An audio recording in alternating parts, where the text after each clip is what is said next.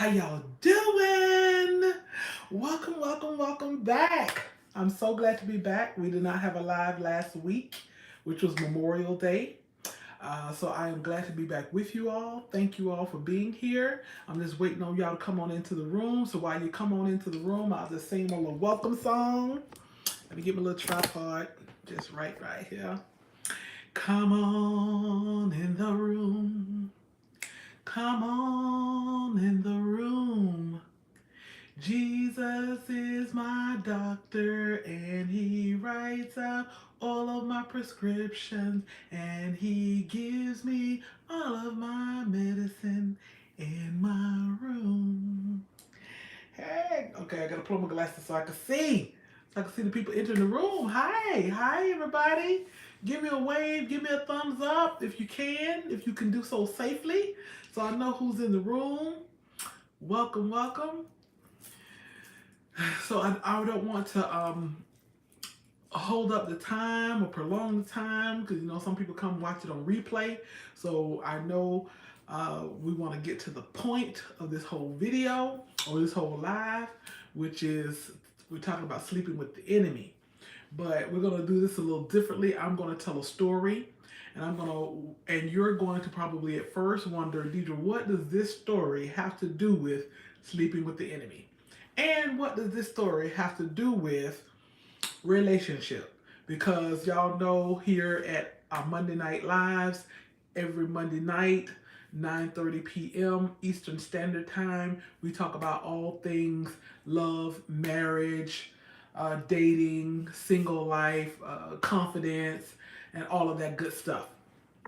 So tonight's live is about relationship, but the story I'm going to tell at first is not going to seem like it's about relationship. So that's just your warning. But before I get into that, I just want to see anybody got anything to say? Anybody, anything on your mind?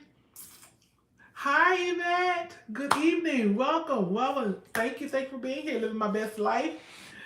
It's so good to see you. Anybody else? Anything on anybody's mind? Hi, sis. Good to see you. Welcome.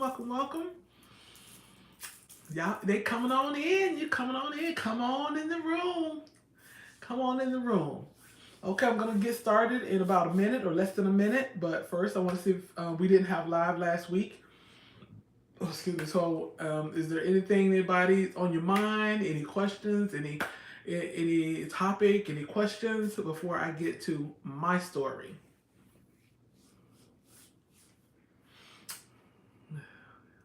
What we talking about tonight, Yvette? We're talking about sleeping with the enemy. Oh, I sure will. I'll let her know. She's right out there in the living room. I'll let Derica know happy birthday.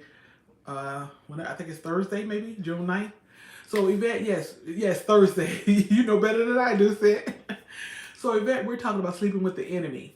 What I'm going to do is I'm going to tell you all a story, and like I said, the story does not seem like it has anything to do with relationships, but it is, and also too. And when I say sleeping with the enemy, I want to preface or kind of further explain that I'm not talking about just having sex with with someone or even a relationship. The enemy could be a whole lot of different things. The enemy could be unforgiveness, fear, doubt, laziness, all that kind of stuff. But also too, it could be relational. Talking about sleeping with the enemy as far as being in relationship with people, whether it's an intimate relationship with someone, a partner, boyfriend, or whether it's family, acquaintances, friends, etc. So we're gonna go ahead on and get started and not prolong the time. So I'm going to start out. So those of you who are watching the replay, thank you for coming and watching the replay. Those who may show up late, let me get off this call and come on in the room. Come on in the room, Detroit. So yes, because I'm about to tell a story, and those who come in halfway of the story are gonna kind of be lost. But I'm gonna go ahead and get started because, like my dad said, my dad was a pastor, and when church was starting at 11, he's like, "Oh, it's 11 o'clock. We getting started. We not holding up the time for the ones coming in at 11:30." All right. So again, this story that I'm about to tell you guys is all true.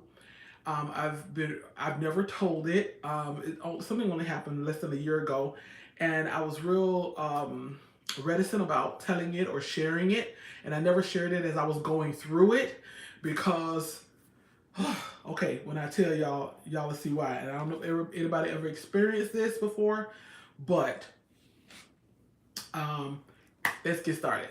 So, so y'all, about a year ago, April 2021, we moved from Georgia and moved back to Florida.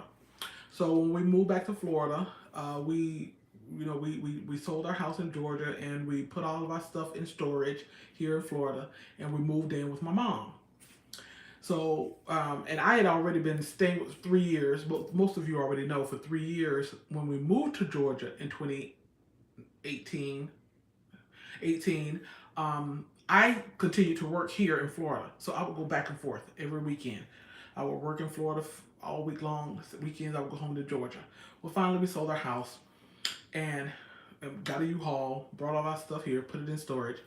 So then, okay, rocked on. That was April. Around May, June sometime. Um, I wake up and stay with me on this story now, because it's gonna sound crazy. But I wake up and I got, I'm itching and I got all these welts and bites and stuff on me. And I'm like, okay, like what is this? Why am I itching? Itching. So then I can remember my daughter also came and she was there at my mom's house, and she's like, she's itching, and it's like, what's going on? What is?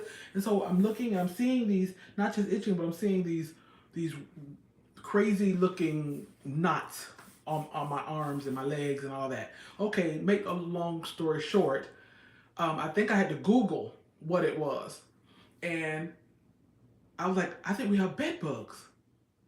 So sure enough, I tell my mom, I'm like, oh, I think we have some bed bugs or something. I mean, I Googled, and I think that's what it is. So my mom calls the exterminator people, and they come out, and sure enough, in my room, got bed bugs.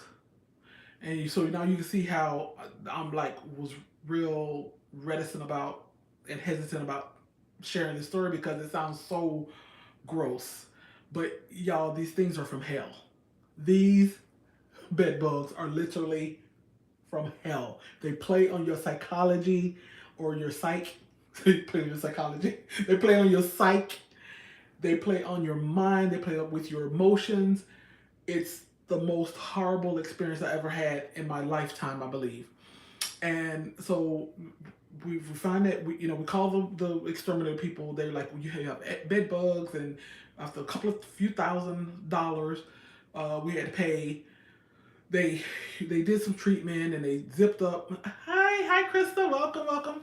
So they did some treatment and they put these things on our bed, on our mattresses, and all of that. It's supposed to keep the bugs in and kill them and all of that stuff.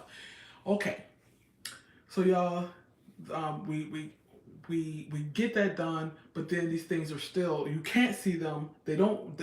Well, I won't say you can't see them, but for the most part, they're nocturnal. This is stuff that I learned from Googling. They're nocturnal. They come out. They kind of smell the nitrogen or oxygen or whatever we breathe at night, and they come out. They're nocturnal, and they bite you. You don't really know that they're on you. They bite you. I would stay up for hours and hours and hours. I would barely sleep while my husband is over there snoring. He's snoring. The bed bugs don't bother him, and I'm up all night long with a flashlight, looking in the bed, scared to death to go to sleep. For months and months and months, couldn't get sleep. So we're fighting these. We're fighting these bed bugs. We're googling what to do. We're spending hundreds and hundreds and hundreds of dollars because we're laundering. We're not laundering, like we're laundering money. We're taking our stuff to the laundromat, and we're doing our laundry 3-4 times a week, spending $20, $30, $40 a trip. You know, laundering all our clothes. We washed everything that we own. You know, we're just doing everything that we can do. We buy some stuff offline.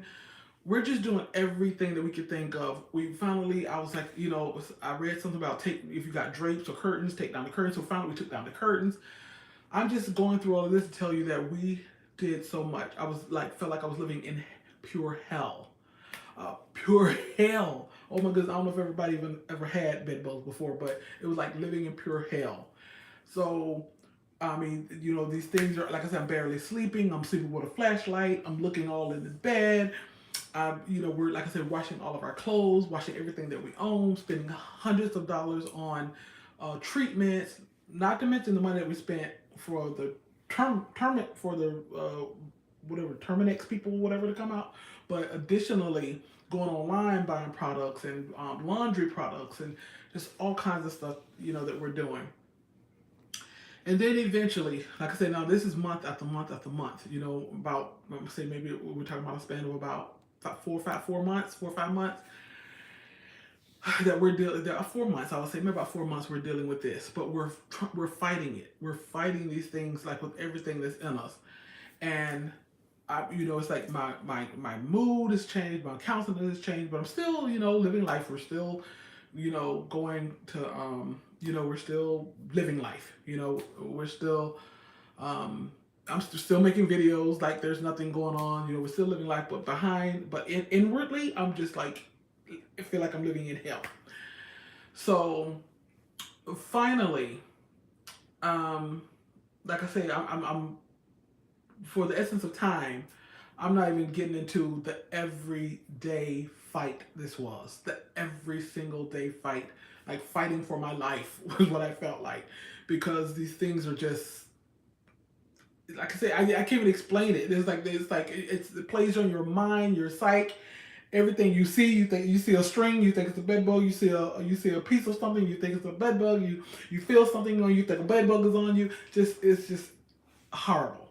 So, anyways, so one day, you know, I'm just like praying and I'm crying out to the Lord, like, Lord, what else can we do? We're doing everything we can do.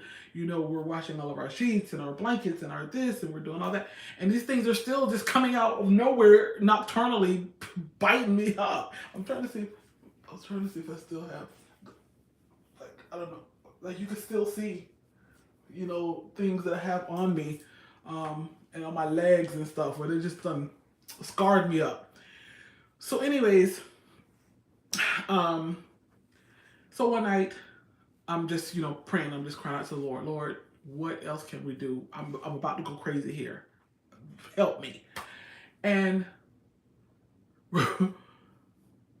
I can't say the Lord. The thought came to me. The Holy Spirit, I don't know where it came from, but this thought came to me. Deidre, you're holding on to something that you need to let go of. And that is more than likely the problem. You're doing everything you can to get rid of these things, but you're trying to hold on to something. And you're holding on to your blanket, your favorite blanket. Now, mind you, I'd washed it a few times, but you're holding on to this blanket. Y'all, let me tell you about this blanket. Okay, I'm 55. It might sound crazy, but I have a blanket, or had a blanket. I had a blanket that has been with me everywhere. I mean, this blanket has been to many countries. It's been on many cruises. It's been on. I know, Aaron. It's gross. It's terrible. I've always heard it has been a bed bug. It's the best to just leave everything. Yes, yes, yes, Yvette. Like I said, I Googled and read so many different articles and stuff, and some people said that it's like, leave them the whole house. Just give them the house. Just move and give them the house. If you Googled some stories, you'd be amazed at the psychological aspect that these things play on your mind. It's horrible. But yeah, they were like, move, give them the whole house. I was like, it was my mom's house. I wish I could give them the whole house, but it's like only place that had them was in my room. when the Terminex guy came out there, yeah, we had to pay a couple of thousand, but I was like, only place they were was like in my room and the room next to me, because that's where I kept my clothes and some stuff in the. I used my mom's dresser drawers, and I had my stuff in a closet in there. So it was just a little tiny. They said they found just a few of them over there, but they were all mostly concentrated in our room. So, anyways, the thought came to me: did you have to throw away that blanket? And at first, I like, no, I'm just gonna wash it. I'm just gonna wash it. So washed the I washed the blanket. It was still did not work. These things were still coming out of somewhere. Eventually, I said, you know what? You've got to throw away this blanket. You're holding on. And this is where the thought came from, y'all, sleeping with the enemy. This is truly what, Deidre, you're sleeping with the enemy. That's where they are. And where they probably more than likely came from is when we left Georgia and staying at a hotel on our way to Florida. And then I'm sure we brought them to Florida into our room. And because we never had that, and we didn't have it in Georgia. It's crazy how they show up and you really don't know where they came. Yes, I have no idea where they came from, but only thing I could deduce, because nobody else, my mama didn't have them. They weren't in the other parts of the house. They were in the other room. So I knew they were concentrated in our room, and we didn't have them in Georgia. We didn't have anything like that in Georgia, so that made me deduce that on our way from Georgia, we stopped at a hotel, and I probably picked them up because I had my blanket. My blanket goes with me everywhere, and that blanket has gone to every hotel with me, every country, every cruise. If I go on a cruise and I have enough room for my clothes, I take some of my clothes out so my blanket can come with me, or get a whole nother suitcase so my blanket can come. So my blanket has been with me everywhere. I mean, I'm talking about 7-8 cruises, Canada, went to Canada, it went with everywhere. It's gone with me. But that's where the thought came from tonight. I think I was showering or something, and maybe I was thinking about how those I think I was just thinking about how those I'm still scarred somewhat. So I think I was thinking about those. I saw a scar. I think I was showering. I saw a scar on my arm or my leg. That's why I saw a scar on my leg, and I was like, those bed bugs, those scars. And then the thought came to me, Deidre, because you were sleeping with the enemy. And I liken that to the reason I told that story, because it's not something fun to share. That's something that you can easily be judged. Because sometimes people think it equates to cleanliness or uncleanliness, but my mom's house is very clean, and I'm a very clean person. But we done brought it probably from a hotel to my mom's house, and I felt so bad because I'm like, we're the culprits. I'm the culprit. My blanket's the culprit that brought it to the house, to my mom's house, and my mom so graciously, paid for the Terminator people. But I just want to share that story with you all because I wanted to equate that to relationships. Now, y'all know me. I can equate anything to a relationship because I love relationships. So a lot of things that happen in life, I often equate it to spiritual things, or I equate it to a relationship. And that's what we do in our life. Sometimes it don't have to be bed bugs. Sometimes we are going through hell. We're going through hell in our lives. And just like me, nobody knows. The public don't know because it's a thing. It's a hidden thing. It's a private issue. It's a private matter. That's why this is my first time I've even speaking about it. And I even still feel kind of odd even speaking about it because that means your wife. I'm not calling her a bed bug. I'm not calling her a bed bug. But what I am saying is that we are often holding on to something that we need to let go of. We're doing everything else, all the right stuff. We were doing all the right stuff. My husband and I, we were doing all the right stuff. We're going to the laundry every few days, constantly washing our sheets, called the terminating people, whatever they call We call the exterminators. That's what they are. I kept saying terminating. We call it exterminators. We had, we did everything right, and that's what we're often doing in our lives and in our relationship. We're doing everything right except the main thing that we need to do. And sometimes that is we need to get rid of that thing that is really the crux of the problem. That thing is the that started the problem, or that continuing, or that's further exacerbating the problem. And that's sometimes the very thing that we're holding on to. I'm holding on to my blanket. Yeah, I kept washing it, but I'm holding on to my blanket because that blanket has been with me forever. That blanket is a comforter. It's a protector. It's been with me forever and everywhere. And that's how we do in life when it comes to relationship. It could be relationship. It could be Aaron, doesn't have to be a relationship, doesn't have to be an ex. It could be a job that you're holding on to. It could be anger that you're holding on to. It could be unforgiveness that you're holding on to. It could be doubt that is the enemy that you're holding on to. It could be fear that you're holding on to. It could be low self esteem that you're holding on to. Thank you, Krista. Yeah, so it could be many different things. It doesn't have to be a relationship, but it could be a relationship, and it also could be a relationship that is a friendship. You could be friends with someone that it might be time to let go. It might, yes, I always think of that, and my sisters always tease me. They always tease me, Aaron. Yes, because I like Linus. I always had my blanket with me everywhere.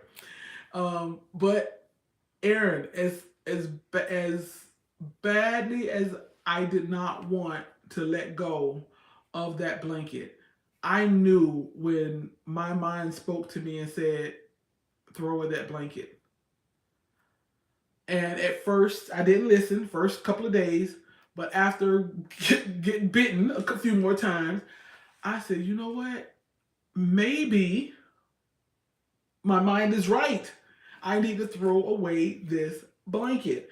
And when I tell y'all, I threw away the blanket, and we did continue to work on those things, maybe a couple more weeks, and it was like wake up and like no bites, no more bites.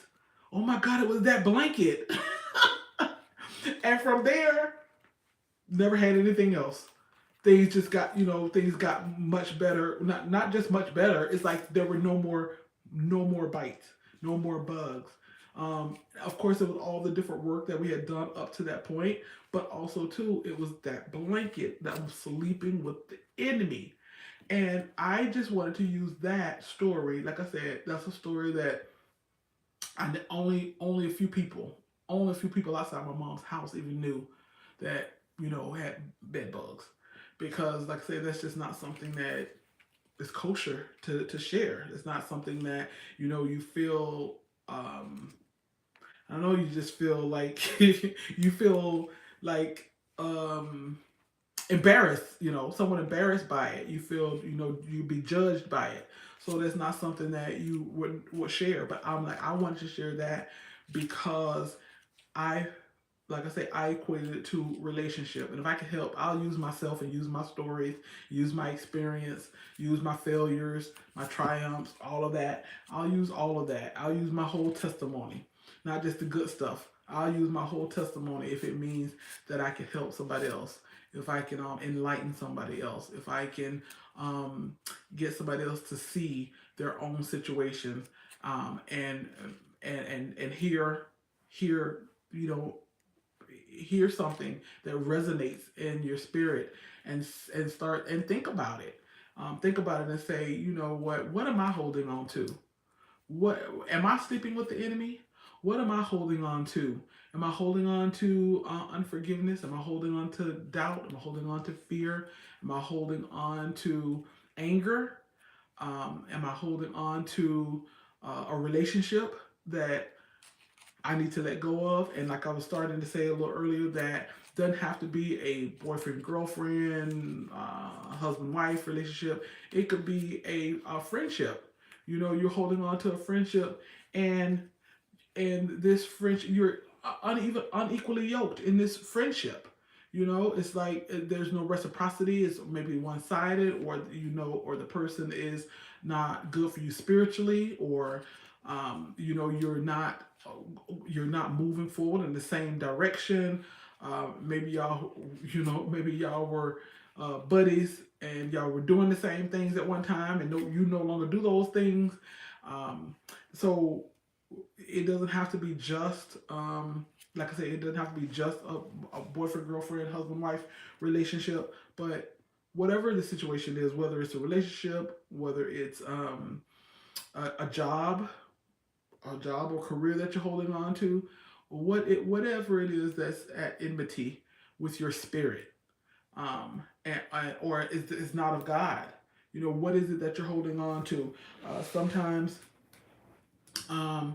we're doing all kinds of things that's right, except we're still trying to hold on to something. I'm reading y'all. Let me see what it said. I have to admit that I need to let go of some anger towards the pastor and his wife who destroyed my marriage. Yes, Aaron, you gotta let it go. You got to let it go of that anger, Aaron. And they very well could have. After the death of my brother in February, I had to let some family members go, and I feel so much better. Yes, Krista. Unfortunately, sometimes it's family. I could be your adult children. It could be your adult children or relatives. Yes, yes. You all said some good stuff. Exactly. Exactly. It could be your adult children. Sometimes as parents, we did the best we could. And even if we didn't do the best we could and we just made some mistakes, it is what it is. I feel like for the most part, as parents, we do the best that we can. But, hey, with me, my daughter and I are like this, but if I could go back, there's some things I would do differently. There's some things that I would change. It's funny because this is kind of off topic, but I saw Bobby, who's Nirvana. She did a Snapchat, and she said she asked her son to tell her 3 things that he wished she would have done differently as a mother. And she said, I invite you all to ask your kids that, your adult kids. And so I asked my daughter that, and she said she shared with me some things. I gave her a day or two to think about it, and she shared with me some things. And so I just said that to say that, hey, we're best of friends, but there's still some things that in her mind I could have done better, and I know she's right. I know she's absolutely correct. I agree with her 100%. So sometimes you can do all you can in raising your kids, and they become adults, and they have their own mind, their own thoughts, and then sometimes they will blame you for some things, and if they're being disrespectful, and I like that. Act like their life is, they're not taking responsibility for their own actions, and everything is your fault, or they're using you. Only time you hear from them or see them is when they need you. You might have to let go some things. Oh, does that mean you're not there for your children? No. Does that mean you don't love them? No, that doesn't mean that. It just means that I'm not going to be used and abused. I think what would feel better if I can cuss them up before I let go.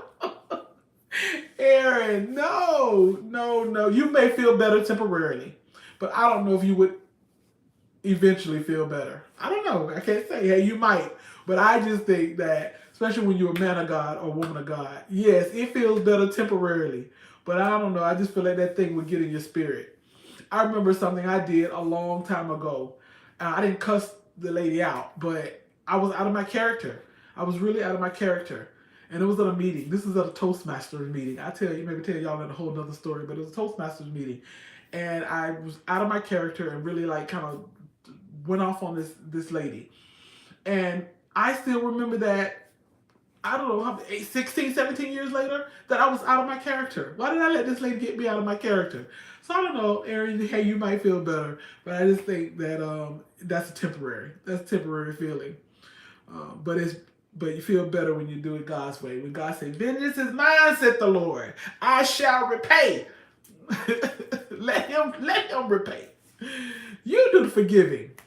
So yeah, so you guys, there's some things that we are sleeping with the enemy. And what is the enemy of what?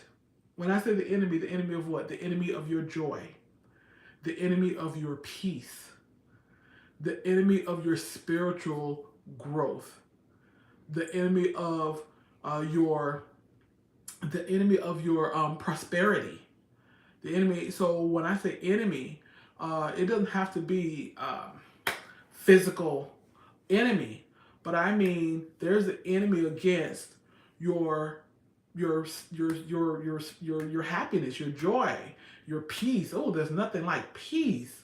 And there are some people who have there are things that are at odds against your peace. And what is that that's at odds against your peace? How are you sleeping with the enemy? Because you're holding on. Just like I was holding on to that blanket for dear life because it's been with me forever. And some things that you're experiencing have been with you forever. And because it's been with you forever, you take comfort in it. It's your protector, even if it's not a good thing. Your anger is protect. I don't mean you particularly, Aaron. I just mean anybody who's holding on to anger. It's like it's a protective coating for you. It sometimes it feels good. Oh, y'all, my blanket was so luxurious, and well, at one time it was, but I had it so long, it's all lumpy. It should have been in the trash, but it was all lumpy, and the lining was coming out, and I was always stuffing it back in. And I'm not a sewer. I should have sewed it. I had my mom sew it, but the stuffing was coming out, and I was stuffing it back in. It was lumpy. It was time to go, but because it was my protection, it was my comfort, it was with me all the time. That's the way we hold on to our anger. That's the way we hold on to our unforgiveness. It feels good. It's lumpy, it's old, it's coming apart. We should be doing away with it because God words say we need to be getting away with it. But yes, it's like the battered women syndrome. Yes, Yvette. It's because we get used to, we enjoy, I don't want to say enjoy, it's like a temporary enjoyment. It's not real enjoyment. It's not real peace. It's not real happy, but we kind of enjoy sometimes having that cloak of anger on us. That, who am I without my anger? Who am I without my who am I without my bad temper? Who am I without my attitude?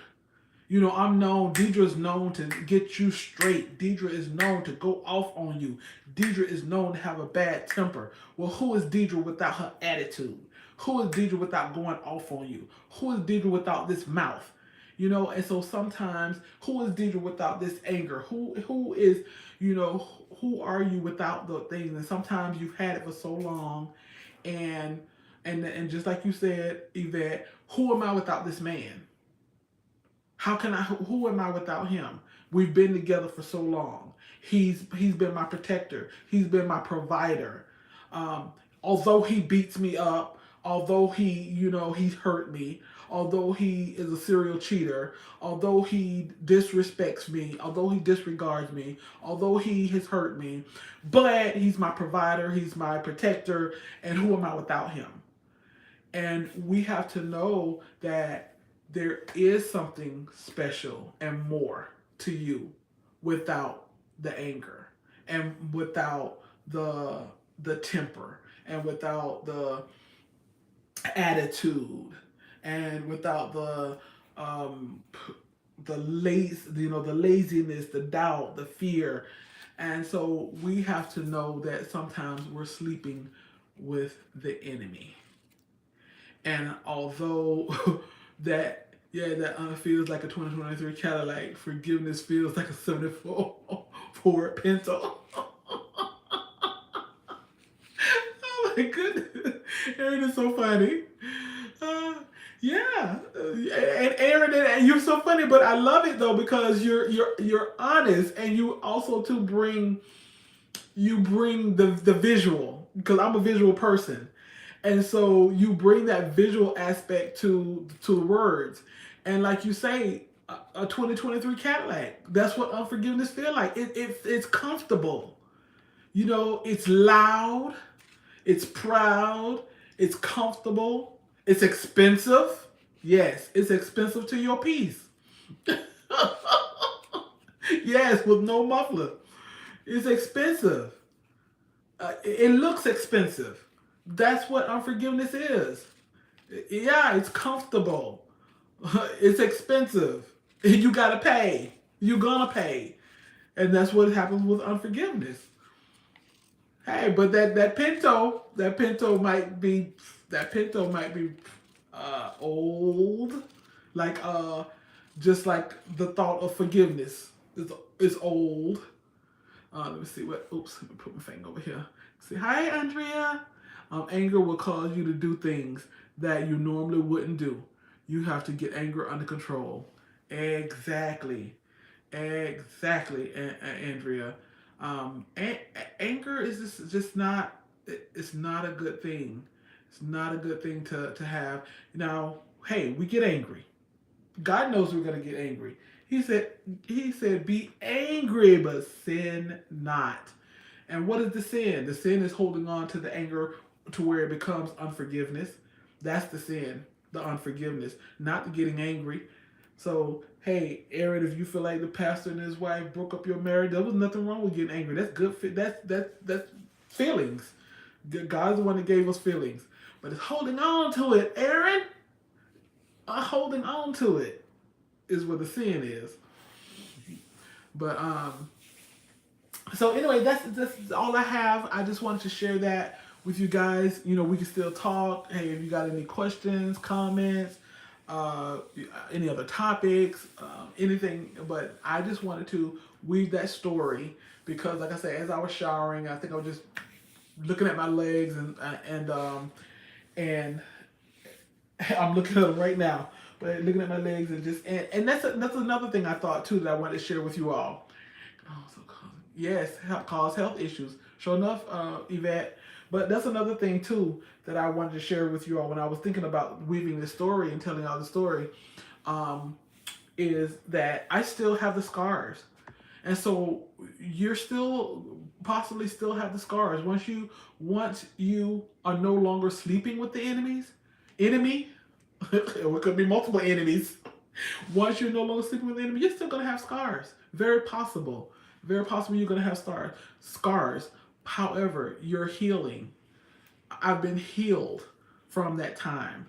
My body's been healed. My mind has been, for the most part, healed. I no longer have to sleep with the flashlight. I no longer have to, wonder, what's going on.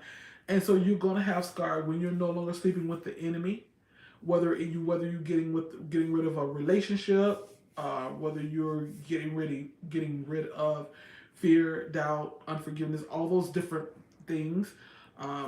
You may have scars for a while, but you're gonna be healed and be made whole and be able to have peace, unspeakable peace, joy that surpasses all understanding, and that's gonna come in your healing. Let me see. Unforgiveness and anger can also cause health issues in the body. So true. This is the second message about forgiveness I've heard in the past 2 days. I think God is giving me the keys to a Pinto. Yes, Aaron. And you know what? And it's not gonna cost as much to put gas in that Pinto either. You probably can fill up that Pinto for about $40, $50. That Cadillac gonna cost you a good $120 to fill up if it's on empty. Right? It can make you sick. Yep, Andrew, it can make you sick. What are your thoughts on the gun violence, especially against the children? Okay, and Yvette said thoughts against gun. Yes, you're getting the Pinto keys. Yes, Aaron. That Pinto is less expensive. But okay, gun violence. Yvette, okay, I'm gonna try to be objective about this because I'm one who had never touched a gun before. until about 3 years ago. Never even touched a gun. But my dad always had guns. My dad slept with above their bed. I was trying to see if you see those bites on me. But my dad always had guns. But he would always try to get me to like, cause my sister loved to shoot. Deborah loved to shoot guns. My dad, and they would try. I'm like, oh, I don't want to touch it. I don't want to touch it. I'm coming from a perspective of a person who had never touched a gun, and I was at work, and I told one of my lieutenants came in, and I told him I never touched a gun before, and I don't know what we were talking about guns. And I was like, I never even touched a gun. He was like, D, you've never touched a gun? It's like, no. I was like, he took his gun out. I was like, no, put your gun back in your holster. What if that thing goes off? He's like, D, guns don't just go off like that. And I was like, no. So he had me to touch it. And I was like, touch the gun. So I just said that to say, I don't know how unbiased I can be in this, but we need some more stringent gun laws. And I think it's so, I'm trying to see if there are even words. It's so sad, for lack of a better word, that the gun laws are about money. Because believe me, if money was on the side of more gun restrictions and gun laws, then we would have more restrictions. But the money is on the other side. The money is on less restrictions. And it's all about money. And that's so unfortunate because there's no way 18-year-olds should be getting guns. There's no way that people should be able to get these, and I don't know a whole lot about guns, but like these AK, whatever, AK-47s or whatever the names of these assault rifles. There's no way that any ordinary person should be able to just go and get an assault rifle. So that's my stance on that, is that we need more stringent gun laws, and it's so sad that it's basically about money. And to me, people who are up in arms about more restrictive laws, I don't understand. It's crazy because no one is saying that you shouldn't have a gun. I believe in people's right to have a gun. I believe in your right to carry a gun. Believe me, I believe 100% in your right to carry a gun. Just because I choose not to have one, just because I choose that I ain't never touched one, I believe that people should have a gun. But, or have the right to have a gun. But I don't think we should be having these assault rifles. We should not be having the right to these assault rifles. Let me say, yes, you're getting into it. Yes, there is no reason to have an AK-47 unless you're in a war. My stepfather was in the service. I learned how to shoot at 12 years old. Yeah, so true. The love of money is the root. Yes, the love of money is the root of all evil. Yeah, Krista, my sister Deborah, she used to shoot with my dad all the time. My dad would just shoot for sport. Just a little side note, y'all. I was at work one day. Everybody know I'm a 911 operator, police dispatcher. I'm at work one day, and I hear them dispatch. I'm working like a different channel, but I hear them dispatch to my dad's address. And I was like, oh, that's my dad's address. Let me pull up this call and see why they're going to my dad's house. And so the call was the neighbor, one of the neighbors, like across the pond from my dad, was said that there's a man over across the pond at such and such address shooting his gun over across the pond. And so I'm trying to call my dad. I'm calling my daddy, like, Daddy, the police on the way to you. But my daddy wasn't answering the phone. He wasn't answering the cell phone, so it's probably in the house or somewhere. So eventually the police came out there. They just I saw the notes on the computer, like when the police go out there, they'll tell us, like a little summary of what's going on, and said that made contact with Mr. Hillary, and he said that he was shooting. He saw a gator. He saw a gator in the pond, and he was shooting at the gator. And so I talked to my dad later. I said to myself, my dad wasn't shooting at no gator. So my dad just shooting. I said, Daddy, why are you shooting? So later on when I talked to my dad, I was like, Daddy, why are you out there shooting in the neighborhood? And my dad is like, Every now and then you gotta let these, cause we from the hood. Every now and then you gotta let them know you got a gun over here. Don't even try nothing. We got guns over here in this house. So I'm for people's right to have a gun, but no, there's no reason to be having no AK-47s, like you say, Aaron. Yes, the love of money. And that's what the gun laws or the lack thereof. That's what it's all about. Is the love of money. Because if these lobbyists um, were getting paid more money to lobby for stricter gun laws, that's what they would be lobbying for. So the lobby goes where the money goes where the lobbyist goes where the money is. So the lobbyists would be lobbying for more restrictive gun laws if the majority of the money was on that side of the rules. Good question. Good question. I never been asked that and never addressed that.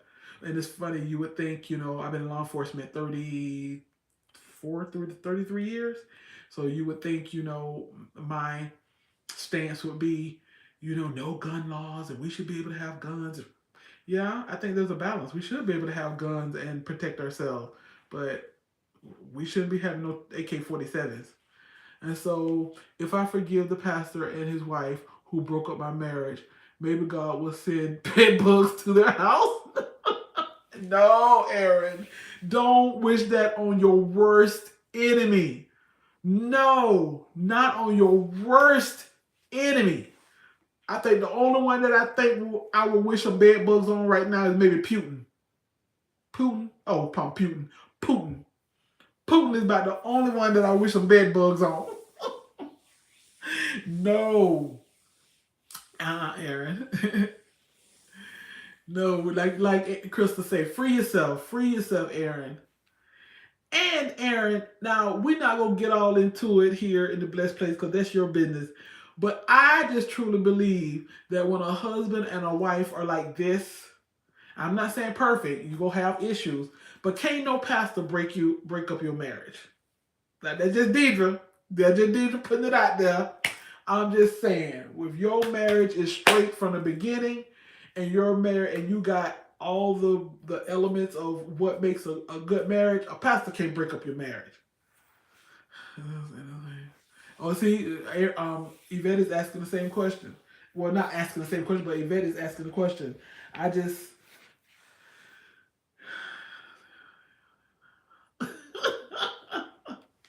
Since you in time out with that one. I don't know, Aaron. I guess I would have to hear the story because I guess it's possible, but I don't know. I just can't see. I don't know. What do y'all think? Like of course we don't know the story. We don't know both sides, but I'm just thinking even without knowing a side, I just can't imagine when you have a good marriage. Now, if you got a marriage that's already on the brinks, and the pastor or the first lady say, "If you unhappy, leave," or tell you unhappy, leave, or tell her you unhappy, leave, or they're hearing her side of it, and she making you look like a monster, and they telling her, "Well, leave. If he's that bad, if he's doing this, then leave." Then to me, that's not them breaking up your marriage. I know I done told many couples, if he's doing that, you need to leave. And so people could accuse me of breaking up their marriage. If I persuaded my ex-wife to leave me, she actually did. Let's see. Okay, Yvette, his wife persuaded my ex-wife to leave me. She actually told her to there no abuse, cheating, addiction. Hmm. I wonder what did she tell him though for the ex-wife? Because I don't know, Aaron, you might not know what did your ex tell her. I mean, she's saying yeah, no addictions, no this, no cheating, whatever, but we don't know what she did tell them. That so. And did you actually talk to the pastor or pastor's wife, and did they say we told her to leave, or is the ex saying that? Because perhaps they didn't tell her to leave. Or perhaps they told her, if you unhappy, then you should leave. I don't know, maybe there was a if in there. I don't know. I mean, that's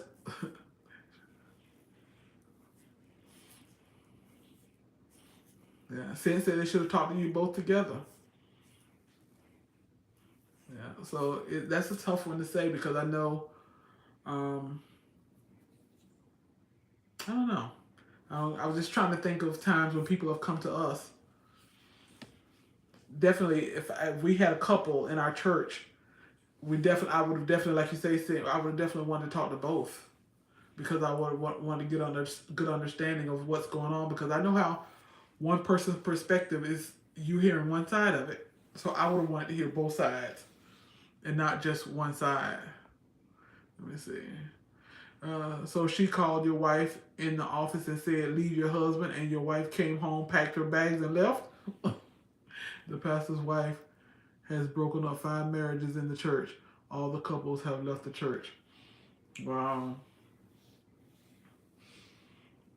Yeah, so I don't know. I can't really speak on that. I guess Aaron knows better what's going on in his church. I couldn't.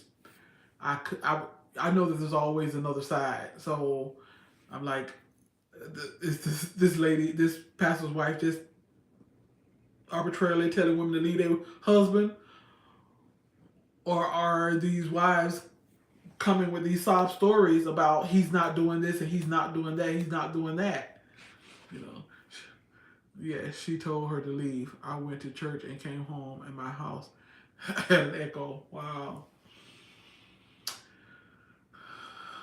Well, I'm sorry that happened, but I guarantee you that pastor's wife has a whole nother side of it. Not saying it's the right side, but I guarantee you she probably will say, but the wives told me this, and this. We're wondering what did the wives tell them for her to say that. I'm thinking they got to have told her something.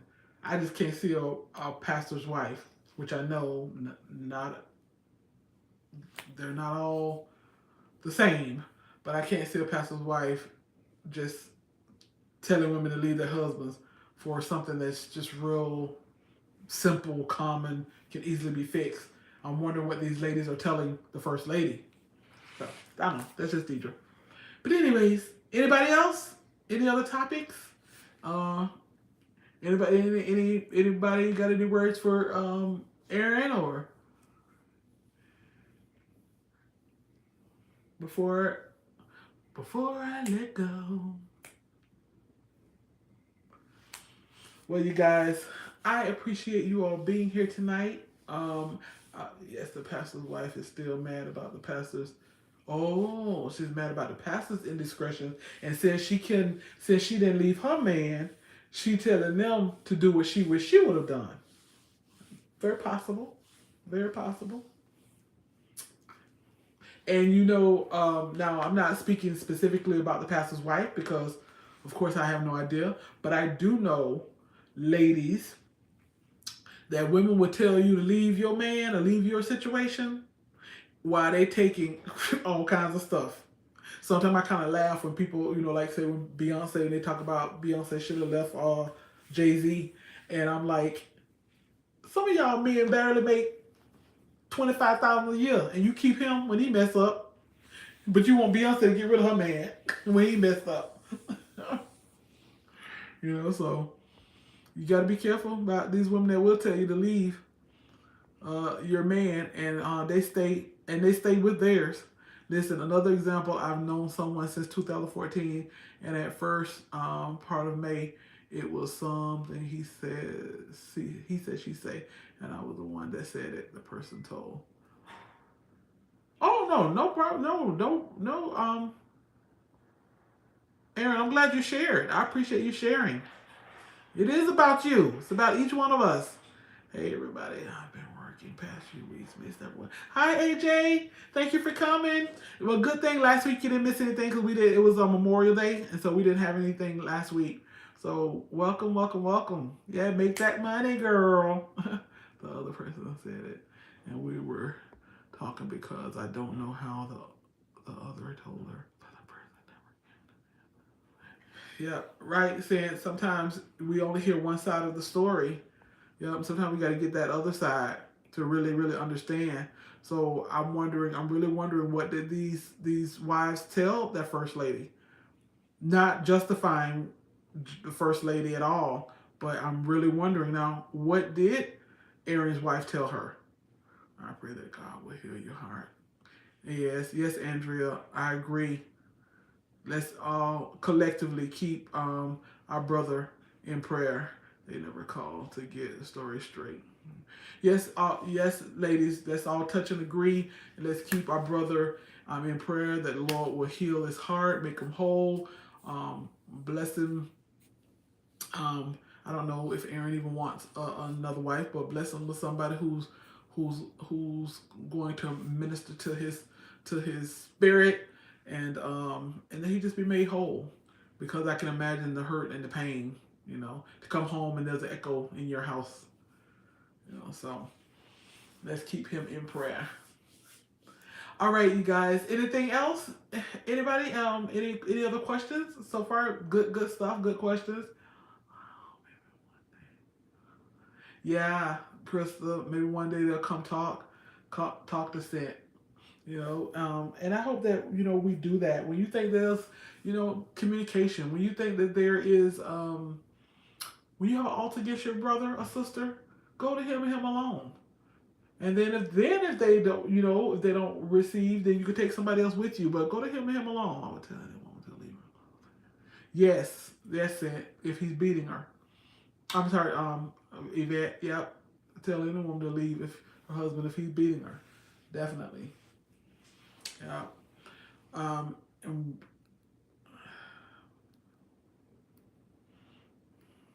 yeah, since that she will be available. Yeah, yeah, we have one here locally. We have a safe house for battered women. Yeah. Okay, ladies. Anybody else, or gentlemen, ladies and gentlemen? Anything else? Any other topic before I go? We end? Give y'all a minute or two, just in case somebody typing up something.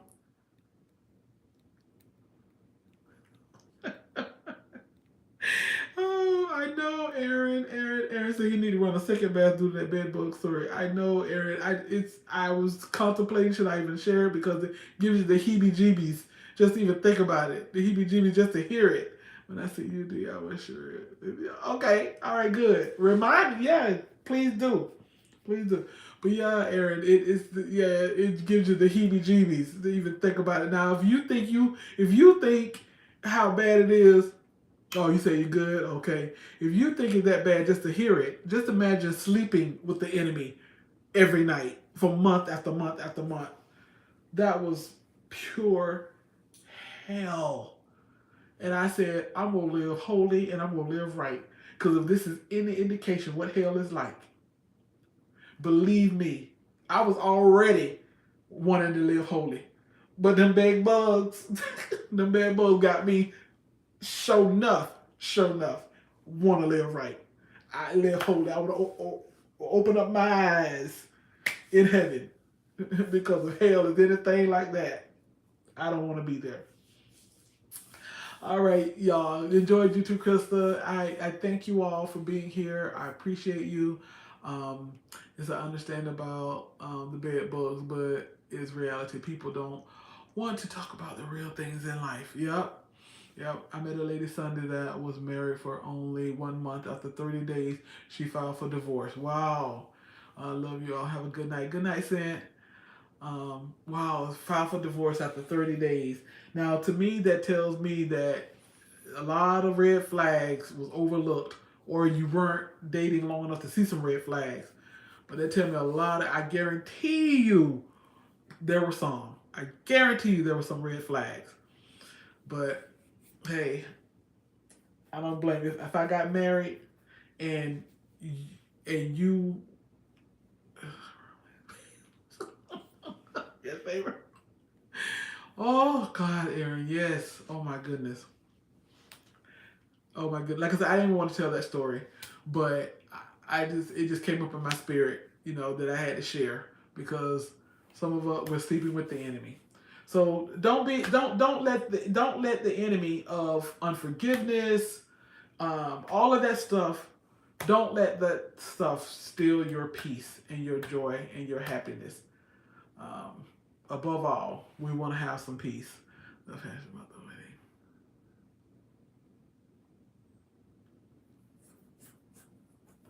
Okay, you guys. All right, love y'all. I appreciate your time. Like I said, time is precious. When you share your time with me, that is precious to me, and I thank you and I appreciate you guys. All right, y'all can follow me over at So Blessed One on Instagram, and or you could send me a I post a lot of pictures and different stuff over on Facebook. You know what? Speaking of, I know some of you all have already left, but before I go, I'm gonna ask this question. I thought about starting a Facebook group. If I started a Facebook group, like probably the Blessed Place, something like that. If I started a Blessed Place, anybody interested? Everyone have a blessed week. Check the replay. All right. And I should have asked this earlier because I know a lot of people already started. Yes, Aaron. Yes, Aaron. Don't go for the Cadillac. Don't go for the Cadillac. It's all smoke and mirrors. The Cadillac looks good. It's all smoke and but it's expensive. Oh, we'll marry the wrong guy. But my sister was praying for me. Yes, Crystal. Okay, AJ said she's not on Facebook. Okay. Thanks for answering though. Thanks, Cent. Thanks. I think I might start one. I'm thinking about it. And hey, anybody who want to join and can join, hey, even if it's just 10 of us in there, we'll have a good time.